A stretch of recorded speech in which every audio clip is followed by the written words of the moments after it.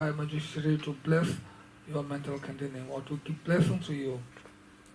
So with this in mind, now you repeat after me the following lines or the supplication prayer. Tenden kege, kerawe sareke, taletimo, mimba rapsalne, katan tenje, shunglo tongbaye, loje bobe, nangwa zaldo sol, tenden kege, kerawe sareke, taletimo, mimba rapsalne, katan tenje, shunglo tongbaye, loje bobe, nangwa zaldo sol, tenden kege, kerawe sareke, taletimo, mimba rapsalne, katan tenje, shunglo tongbaye, loje bobe, nangwa zaldo solo.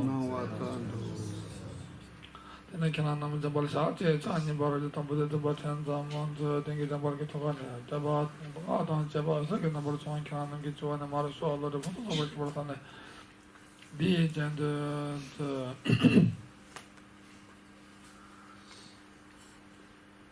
so now you should visualize yourself as the I am Manjushri, the real I am Manjushri, with two hands, and right hand is holding the sword, and left hand is holding the Dhamma book or the Paramita text or the perfection of wisdom text. So you should remember this. Actually, Manjushri is the same as the one that is in the Tanka, the origin Manjushri. So you yourself should visualize in such form, in the nature of light, the real one, the nature of light in a three-dimensional form. And then, then this right hip, you should visualize as the front Manjushri. So from the front Manjushri's heart issues Manjushri praise, Manjushri mantra, in the form of light rays. Then this light rays absorb to yourself through your head, and then after receiving this light rays, then you should feel that your wisdom becomes perfect, or you gain perfect wisdom.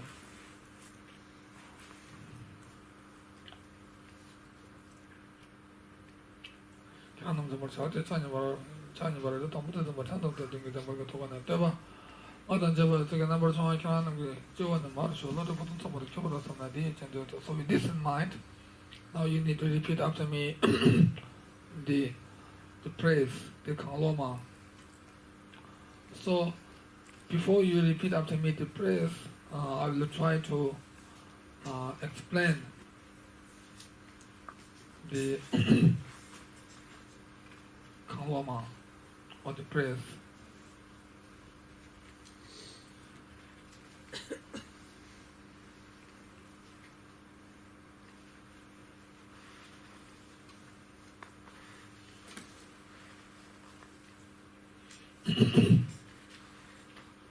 So before explaining the actual praise,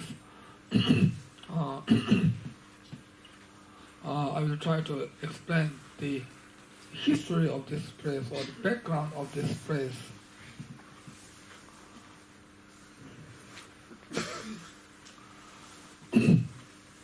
In one way of saying is that in ancient time, in the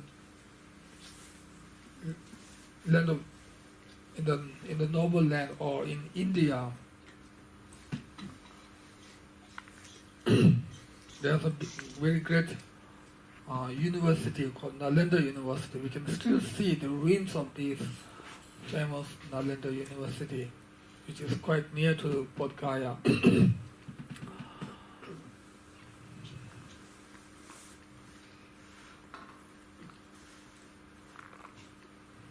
Anyway,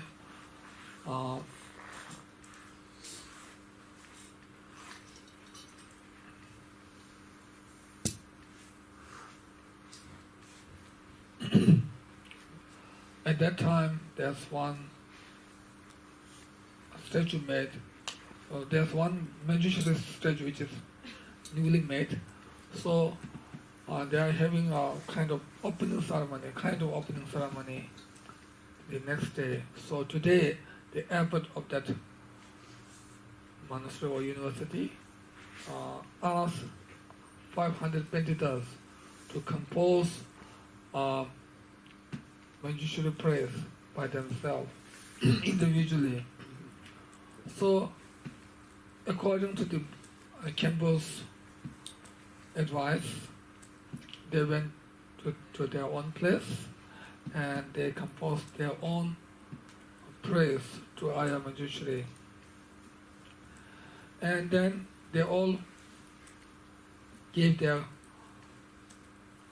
prayers to Manjushri, to the abbot. And then when abbot see the praises, all are same words and same meaning. Although these 500 meditors, they have not shared their thoughts or they have not shared their ideas how to write or what to write, and they have not discussed like this within themselves.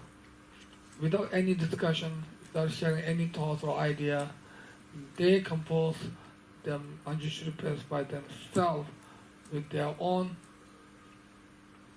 ideas or thinking.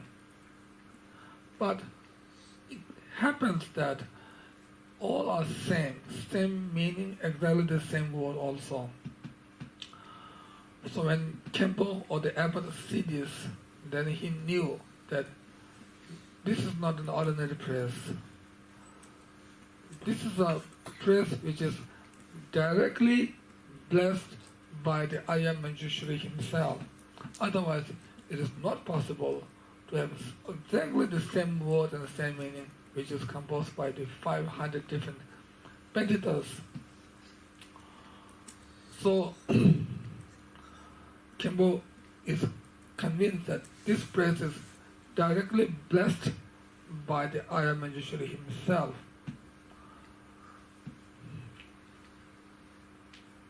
So this prayer is very special prayer.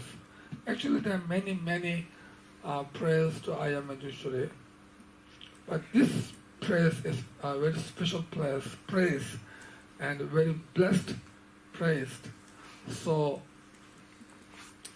it is well known. This prayer is very well known in all the 4 schools of Tibetan Buddhism, or in all the Tibetan Buddhists.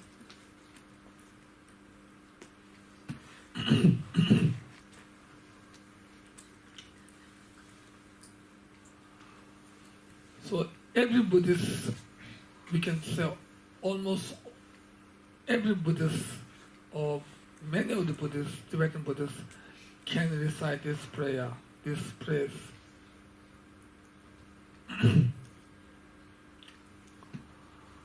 So this is the background of this praise, why it is so special, why it is so blessed.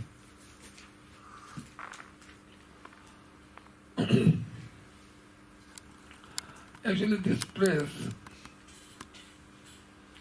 is a praise that prays to Manjushri's mind or wisdom, Manjushri's voice, and Manjushri's body.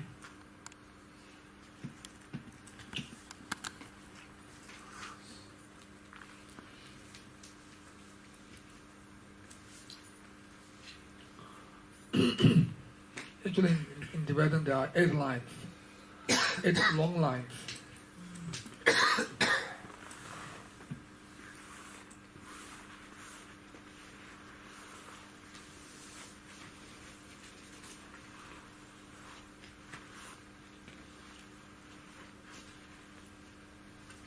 So first line is, you whose intelligence shines forth as the sun, unclouded by delusions or traces of ignorance, who hold to your heart a spiritual text symbolic of seeing all things as they are.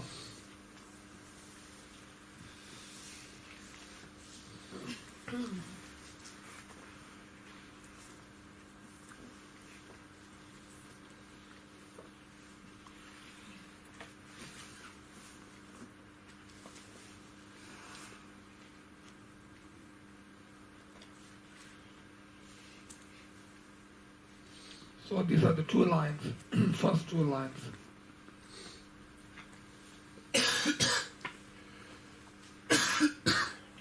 So first two lines explains about Manjushri's wisdom, or it presses to the Manjushri's wisdom or knowledge.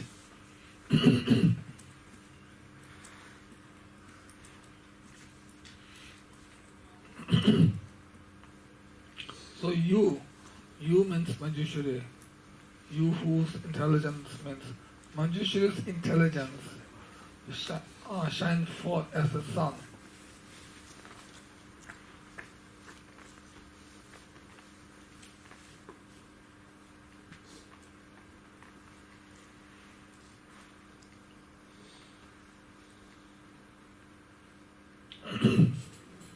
So Manjushri's wisdom is free from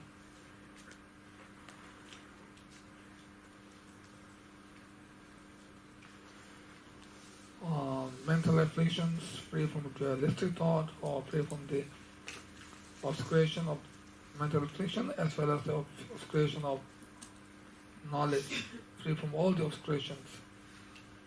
And Manjushri's wisdom has defeated all the darkness of ignorance completely.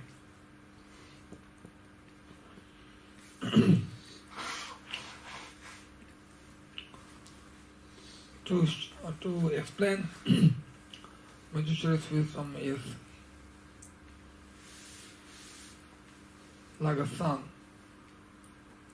in the sky. It says, whose intelligence shines forth as the sun, unclouded by the delusion or traces of ignorance. So, Manjushri's wisdom is not covered, not obscured, or not clouded by the clouds or smokes or dust, etc. The sun that is unobscured can shine forth, can illuminate all the places.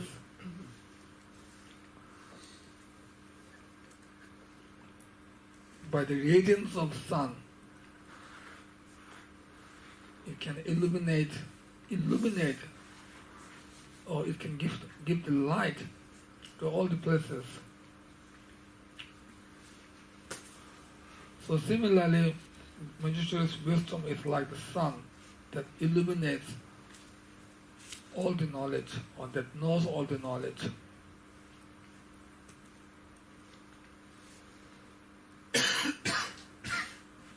So Manjushri's wisdom knows all the knowledge very clearly.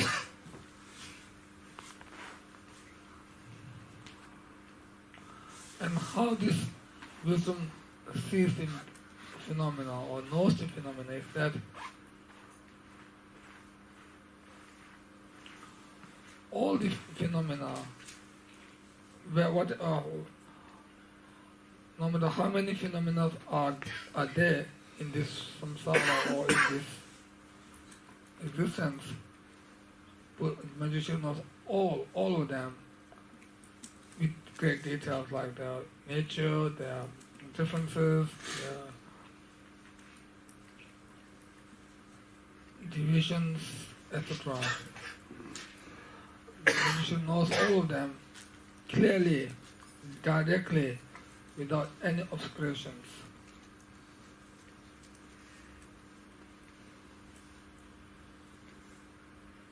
And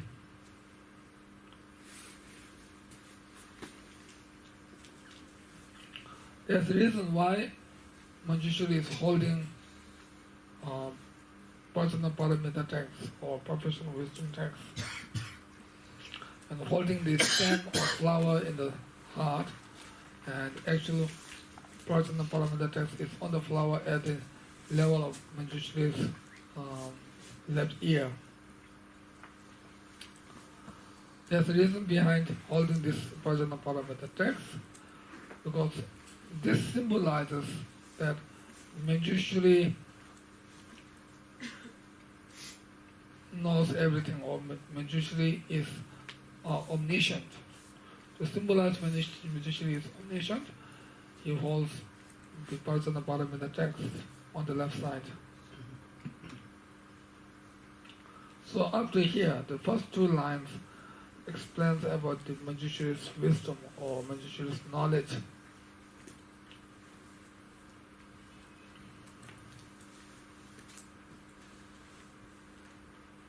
Then the third line is, who teaches in 60 ways,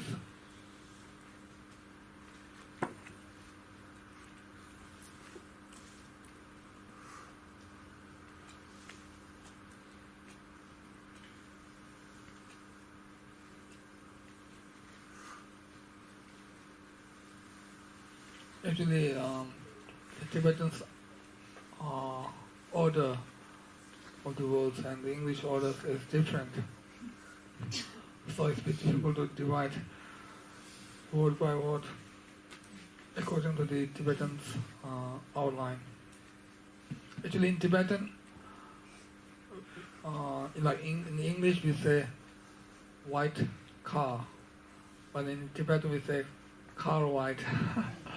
The structure is different. So order. In Hindu also. Oh, Car white. car white. Okay. The order is different. So here the order is mixed up. So I think I will not try to look this, or I will not try to explain it according to this order. I will try to base on the Tibetan order.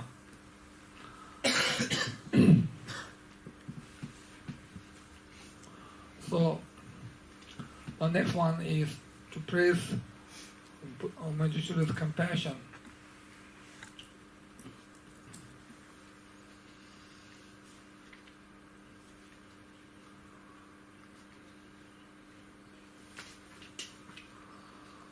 So all the samsaric beings are caught up in this samsara,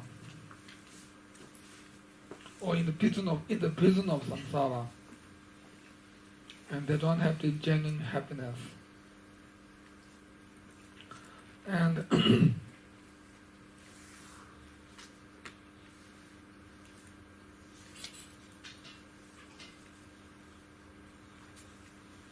not only they are caught up in the samsara, but they are kind of confused, or they are kind of covered.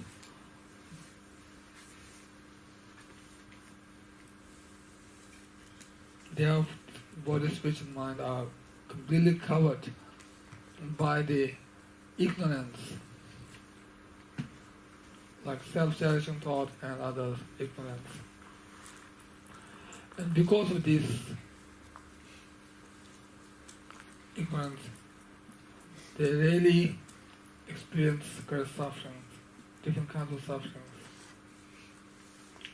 So here, Manjushri have sincere and genuine great compassion towards all these samsaric beings without any discrimination or exception.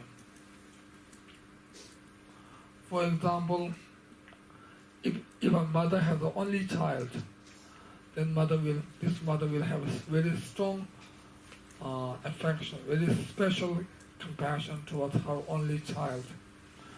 Similarly, Manjushri has very special compassion towards all the sentient beings, just like a mother's only child. Just like mother has great compassion to her only child. Just like this, Manjushri has very special compassion towards all the sentient beings without any differentiation. wishing all the citizens to be free or to be rescued from the sufferings and the cause of suffering. So this is the quality, this is the special quality of Buddha, of Arya Manjushri's compassion. So up to here is the praise to Manjushri's wisdom or the mind, or wisdom. Now the second main subject or outline is to praise to Manjushri's voice.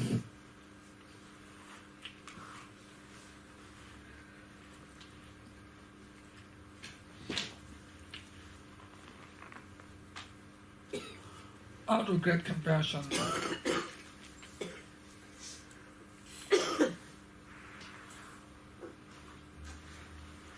whatever you have gained, whatever realization that you have gained, you also want to place all the citizens on the same state. You also want others to place on the state of Manjushri or on the state of omniscient. Here we can say state of omniscient and state of Manjushri are same because Manjushri himself is omniscient.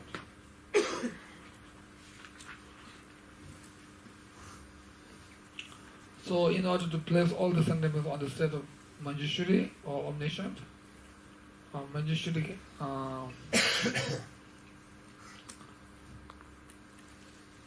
clearly explains what is to be adopted and what is to be abandoned. Manjushri's one word of teaching is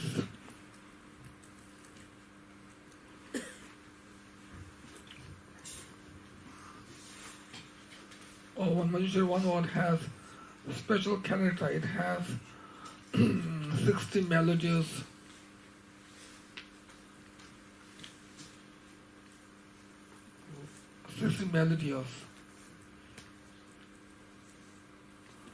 and the action of this voice is that, for example,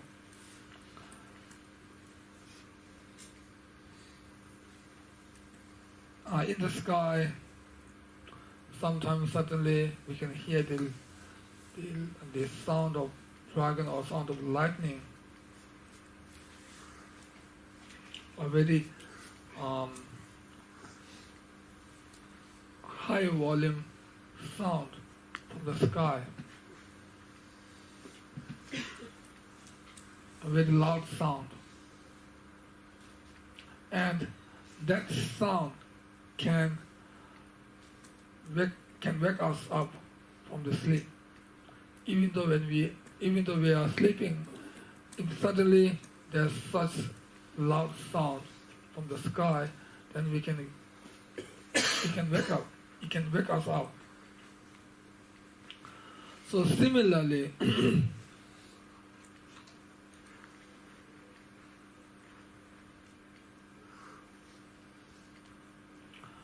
Manjushri's melodious voice, when he explained the teachings,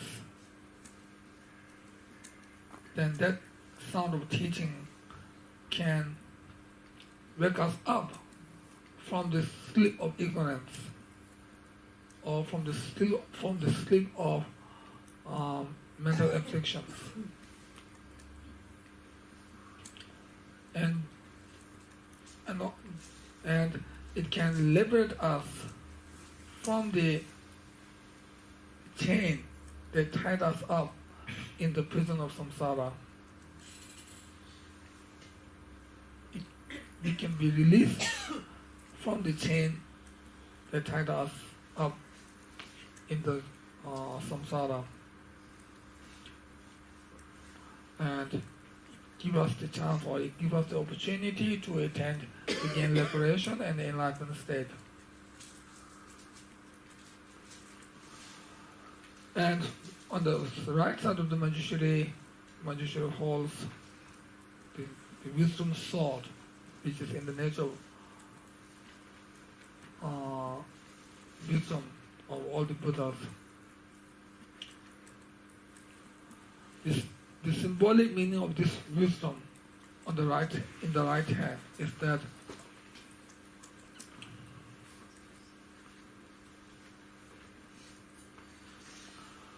because of Manjushri's wisdom and compassion, or depending on Manjushri's wisdom and compassion, Manjushri's voice activities can remove all the ignorance of the sentient beings so that they can see the real nature of all the phenomena, the real nature of all the sentient beings, the real view, the true view.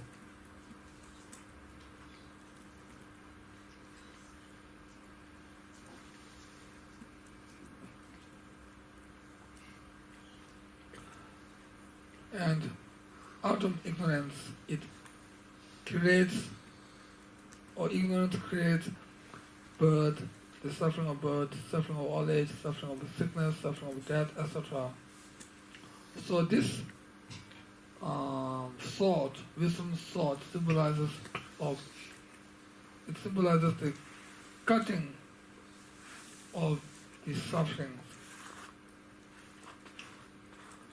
So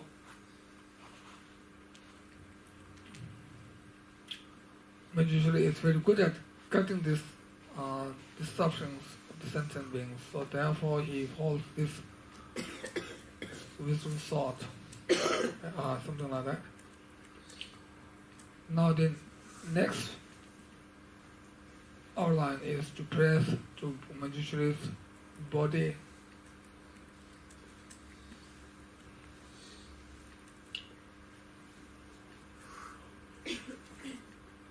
In reality, Manjushri is none other than Buddha. In reality, Manjushri is a Buddha.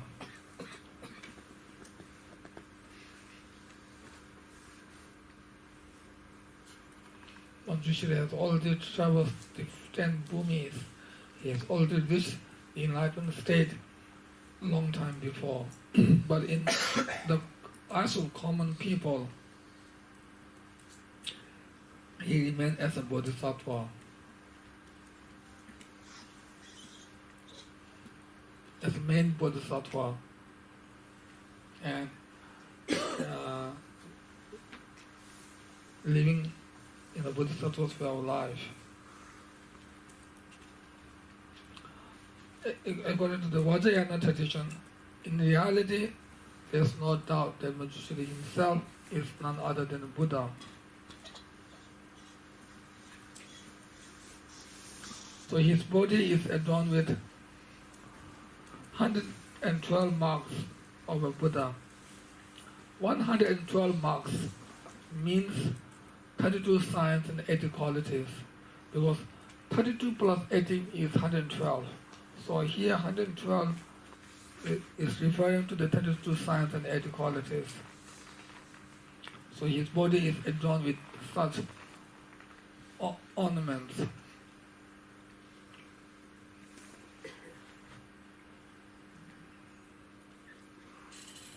So Buddha, so Arya Manjushri has the complete quality of all the ultimate qualities of body, speech and wisdom. And now we pray to Manjushri by saying he is one that removes the darkness of ignorance of all the beings in general, and especially our own darkness of ignorance. So we bow down to such Manjushri with great respect from our body, spirit and mind. So this is a praise which is a praise that praises the Manjushri's wisdom,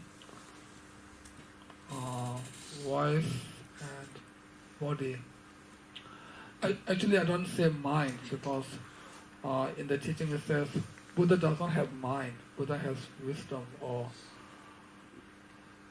like that. So I don't want to use the word mind to Buddha or to Manjushri deity. So I say praise to Manjushri's wisdom, voice, and